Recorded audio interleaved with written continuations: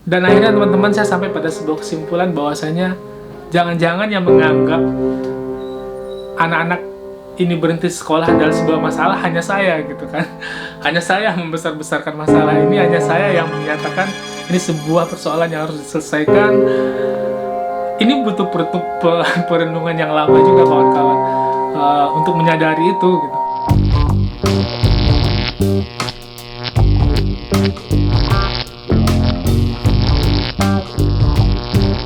Hai teman-teman, inilah serial podcast Sekolah Dibubarkan Saja bersama saya, Afdillah Cudil.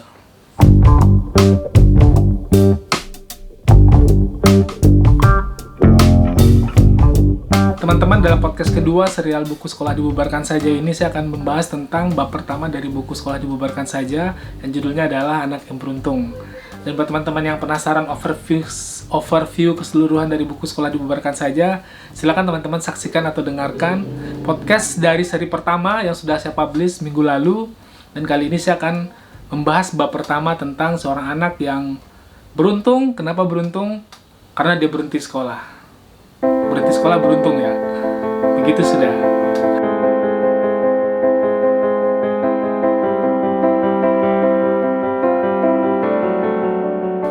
Teman-teman, di bab 1 di dalam buku Sekolah Dibubarkan Saja itu saya menceritakan pengalaman pribadi saya ketika bekerja di salah satu kampung.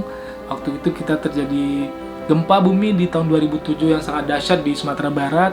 Dan kami waktu itu saya menjadi volunteer di salah satu LSM di PKBI Sumbar. Kemudian kita melakukan respon dengan melakukan trauma healing kepada anak-anak yang terkena dampak bencana. Dan kita bekerja di salah satu kampung namanya Kampung kalau kita menyebutnya di Padang Jorong ya, Jorong Sikabu di Nagari Senggalang di Tanah Datar. Dan di situ saya berkenalan dengan seorang anak yang saya ceritakan menjadi tokoh utama di dalam bab ini. Anak ini dia 2 kali tinggal kelas. Jadi waktu itu dia kelas 5 dan seharusnya dia sudah kelas 1 SMP, tapi karena 2 kali tinggal kelas dia kelas 5. Kemudian dia physically lebih besar dari anak-anak yang lain. Kemudian nggak tahu dia juga mendapatkan image cukup menjadi anak yang bandel, sehingga dengan anak-anak yang lain dia juga sering agak kasar. Kemudian ya begitu sudah, anak tinggal kelas, kemudian labelnya bandel dan segala macam. Dan saya ingat pertama kali saya ketemu dengan dia adalah ketika kita adakan pertandingan sepak bola kecil-kecilan di lapangan. Kemudian timnya dia kalah dan saya sebagai wasit, dan dia nangis dan dia marah sama saya dan dia bilang saya curang karena tidak fair sebagai wasit. Tapi besoknya dia datang lagi dan saya coba kenali dia, dalami, dan akhirnya dia menjadi dekat dengan saya. Dan saya sering main ke rumah, kenal dengan keluarganya, dan di situ saya melihat sosok yang berbeda sebenarnya. Jadi image dia di sekolah sebagai anak bandel dengan di rumah itu sangat bertolak belakang. Di rumah dia menjadi anak yang sangat patuh kepada orang tuanya, kemudian dia rajin membantu orang tuanya. Pulang sekolah, dia ambil sabit, dia ambil karung, cari rumput untuk ternak sapi karena dia diamanahkan sapi, beberapa ekor sapi oleh orang tuanya. Dia nice sekali, saya terpesona dengan anak itu. Dan karena saya bekerja cukup lama di kampung itu, sehingga hampir tiap hari dia main ke pondok. Karena kita tinggal di posko ya, dari tenda pondok karena masih gempa-gempa susulan. Jadi lebih aman bikin pondok.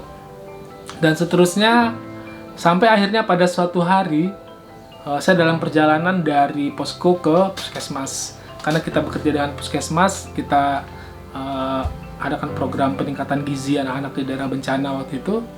Di perjalanan di tanjakan, karena di rumahnya di pegunungan, anak itu manggil saya. Dia bilang, Bang Cudil gitu, sambil berteriak, dan saya berhenti. Saya lihat dia lagi cangkul di pinggir rumahnya, di salah satu kebun di pinggir rumahnya, dan saya datangin. Saya teriak juga dari jalan waktu itu pertama, kamu nggak sekolah gitu kan. Dan nada datar dia bilang, enggak, saya sudah berhenti sekolah, dengan bahasa Padang ya pastinya. Bilang, loh ada apa gitu. Saya pikir mungkin dia berantem dengan guru atau dengan orang tua atau apa masalahnya. Dan saya berhenti, saya urungkan dia, saya ke puskesmas, saya berhenti dan saya turun, ngobrol banyak dengan dia. Saya tanya soal biasa-biasa sih, tapi ujungnya saya tanya, kenapa kamu nggak sekolah? Dia bilang, saya sudah bosan sekolah bang, katanya. Kayaknya sekolah nggak ada perlunya gitu, kayaknya sekolah nggak ada manfaatnya buat saya gitu. Dan guru-guru juga sering mengata-ngatai dengan tidak enak dan dia tidak suka. Dan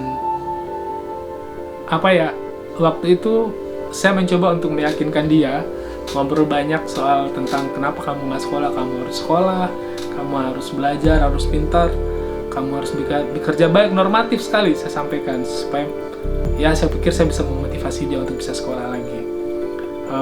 Dan dia hanya banyak diam waktu itu. Kemudian selesai ngobrol cukup panjang, akhirnya saya kembali dan ketemu dengan orang tuanya di jalan. Saya tanya sama ibu bapaknya, kenapa anak ini nggak sekolah. Ibu bapaknya waktu itu yang cuma bilang, ya dia nggak mau sekolah, gimana lagi, mau dipaksain. Segitu saja teman-teman. Jadi segampang itu ya berhenti sekolah. Dan akhirnya ini menjadi sebuah sesuatu yang buat saya sangat mengganjal sekali. Dan apa sih yang terjadi dengan anak ini dan bagaimana dengan anak-anak yang lain? Apakah sedemikian rupa orang tua tidak punya motivasi untuk menyekolahkan anaknya? Apakah anak-anak untuk berhenti sekolah segampang itu? Akhirnya karena saya dekat dengan guru-guru, saya coba cek ke sekolah, tanya, diskusi dengan kepala sekolah, apa terjadi. Akhirnya guru-guru mengakui memang bahwasanya di kampung itu, khususnya di sekolah itu, hampir tiap tahun ada banyak banget, mungkin ada belasan anak-anak yang berhenti sekolah. Bahkan ada yang sudah mau ujian nasional, ujian akhir, berhenti sekolah. Dan guru-guru pusing menghadapi itu. Tapi ya memang kalau memang sudah berhenti ya berhenti gitu. Kadang-kadang berhenti kemudian mereka pergi keluar dari kampung untuk bekerja menjadi pelayan toko di Bukit Tinggi. Kadang juga ada yang bekerja di rumah makan di Kota Padang, segala macam. Dan data itu mengejutkan sekali buat saya gitu. Dan teman-teman, akhirnya saya coba menelusuri lebih dalam kira-kira apa yang terjadi di kampung itu. Untuk teman-teman ketahui sebenarnya kampung itu, desa itu, teman-teman jangan membayangkan desa itu berada desa terpencil, harus beberapa hari, harus nyebrang sungai, kemudian untuk dari rumah ke sekolah itu harus perjuangan luar biasa gitu. Kemudian juga jangan membayangkan kampung itu kampung miskin, tidak. Kampung itu adalah kampung yang sangat makmur sekali. Daerah pertanian tanahnya yang subur, hampir semua rumah itu punya kendaraan bermotor. Yang saya perhatikan ya hampir semua rumah. Kemudian juga secara geografis, kalau teman-teman pernah ke Sumatera Barat, ada Kota Padang Panjang. Kemudian Kota Padang Panjang itu di pegunungan. Kemudian ada lembah satu. Kemudian naik di lembah berikutnya. Hanya lembah ini yang membatasi antara Kota Padang Panjang dengan Nagari Senggalang. Di situ ada sebuah sungai, sebuah tempat mandi namanya Lubuk Mata Kucing. Kota Padang Panjang terkenal sebagai kota pendidikan, tempat pesantren, salah satu pesantren terbesar dan paling tua di Sumatera Barat, dan di Indonesia juga tempat orang-orang pintar belajar dulu di sana. Kemudian sekitar 10 menit perjalanan dari kota itu sampailah di kampung itu. Jadi bukan karena geografis juga, bukan karena ekonomi juga, tapi ini membuat saya jadi berpikirnya itu aneh banget gitu loh. Akhirnya saya datangin, saya minta list siapa sih anak-anak yang berhenti sekolah kepada guru-guru syanu. Kemudian saya datangin, saya ajak ngobrol orang tua pelan-pelan. Ya saya lakukan asesmen tersembunyi secara tidak langsung, dan akhirnya saya sampai pada sebuah kesimpulan teman-teman.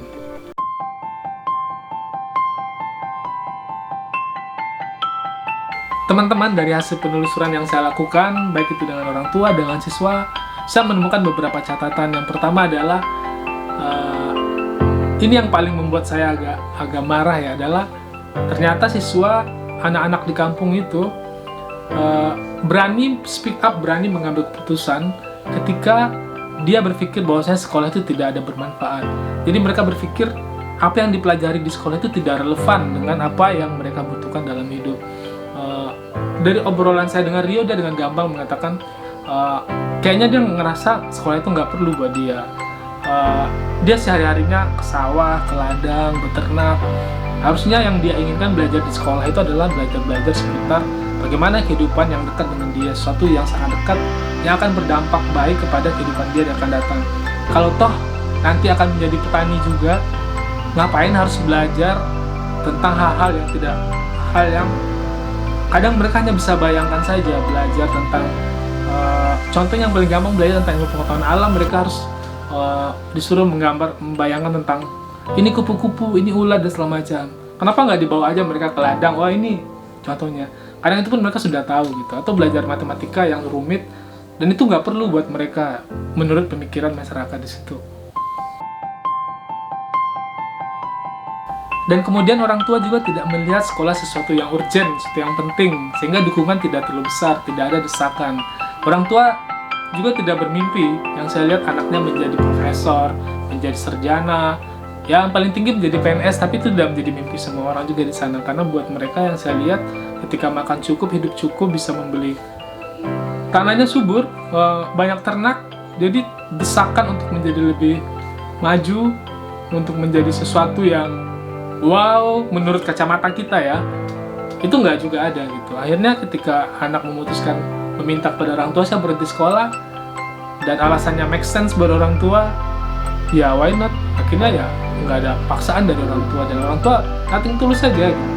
Ketika anak-anak berhenti, kemudian anak-anak pergi, dia pergi bekerja ke Bukit Tinggi, pelayan di toko, biasanya anak perempuan yang saya perhatikan. Ya orang tua memberikan izin saja. Atau malah anak laki-laki pergi merantau ke Jambi, ke Padang, bekerja di rumah makan. Ya itulah kehidupan, dan semuanya berjalan alamiah. Tanpa ada sekolah pun itu akan terus terjadi begitu. Jadi gimana ya? Orang tua tidak memberikan tekanan, orang tua tidak mendesak anak-anak itu untuk sekolah. Seperti beda dengan yang kita, yang pernah saya alami, bahwasanya orang tua mendesak kamu harus sekolah, kamu harus rajin, harus pintar, harus SMA, sarjana, dan seterusnya. Biar kamu bisa menjadi orang hebat dan segala macam. Tapi di sana saya nggak ngelihat itu. Dan terakhir yang saya lihat adalah desakan sosial dari lingkungan untuk anak-anak harus sekolah itu juga tidak terlalu besar. Ketika sebagian masyarakat berpikir sekolah itu ya penting nggak penting, ya biasa saja ya. Ketika ada yang berhenti sekolah, nggak jadi buah bibir juga ya, anak Canu berhenti sekolah, kemudian jadi pembicaraan sepanjang kampung, nggak ada yang itu terjadi. Sehingga sekolah untuk sebagai sebuah status sosial juga tidak ada gitu.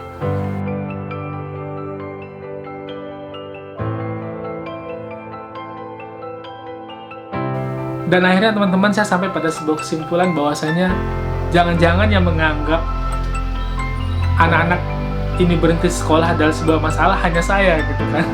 Hanya saya yang membesar-besarkan masalah ini, hanya saya yang menyatakan ini sebuah persoalan yang harus diselesaikan. Ini butuh perenungan yang lama juga kawan-kawan untuk menyadari itu gitu. Setelah saya menelusuri data di sekolah, kemudian ngobrol dengan orang tua, ngobrol dengan pejabat-pejabat kampung, juga dengan tokoh agama juga, saya sampai berkesimpulan, loh, ini bukan masalah buat orang di kampung ini, dan hanya saya saja yang menganggap ini masalah. Terus kenapa sih harus membesar-besarkan ini kalau membuat orang di sini nggak masalah? Toh selama ini yang gila sekolah itu kan hanya kita ya, hanya saya ya. Kebetulan saya punya orang tua yang mendesak saya untuk sekolah, ya saya sekolah gitu, dan banyak anak-anak lain. Tapi ketika anak-anak di tempat di kampung itu tidak didesak untuk sekolah lebih, ya nggak ada masalah juga gitu. Terus dalam perenungan yang panjang, akhirnya saya memahami itu, dan saya sadari jangan-jangan ketika teman saya ini berhenti sekolah, dia beruntung sebenarnya berhenti sekolah. Kenapa? Karena dia terlepas dari banyak tekanan dari sekolah yang mengharuskan adanya PR, kemudian sekolah dia dicap sebagai anak yang bandel, kemudian dia di sekolah dipaksa belajar sesuatu yang tidak dia pahami, sesuatu yang tidak dia suka. Terus ketika dia berhenti dari semua tekanan itu adalah sebuah hal yang luar biasa. Dia menjadi bebas mengekspresikan dirinya, bebas menjadi diri sendiri, dan bebas menentukan pilihannya. Seperti yang saya ungkapkan di awal, toh kalau saya menjadi petani juga nantinya, kenapa sih harus menunggu selesai sekolah dulu? Kenapa nggak dari sekarang saja? Dan toh yang saya butuhkan mungkin, waktu itu saya akhirnya menyimpulkan, yang dibutuhkan oleh anak-anak di sana adalah kemampuan untuk belajar bertanam yang benar. Dan itu orang tua mereka sudah punya kemampuan untuk membaca cuaca, kayak membaca alam, membaca iklim, kapan harus bertanam, kapan harus panen dan segala macam. Kemudian termasuk juga belajar cara memasarkan hasil pertanian. Itu mungkin lebih relevan untuk mereka daripada sekolah yang kita anggap sebagai sebuah kewajiban yang harus dilakukan.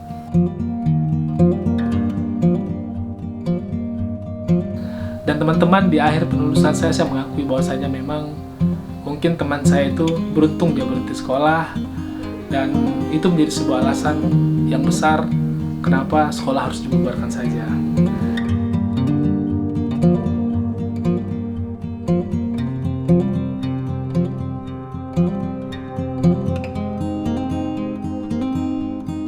Dan teman-teman, itulah cerita tentang anak yang beruntung di salah satu bab di buku Sekolah Dibubarkan Saja. Dan saya akan review lagi, saya akan sampaikan lagi cerita-cerita yang ada di buku Sekolah Dibubarkan Saja dalam podcast Sekolah Dibubarkan Saja seri berikutnya. Teman-teman tunggu dan sampai jumpa.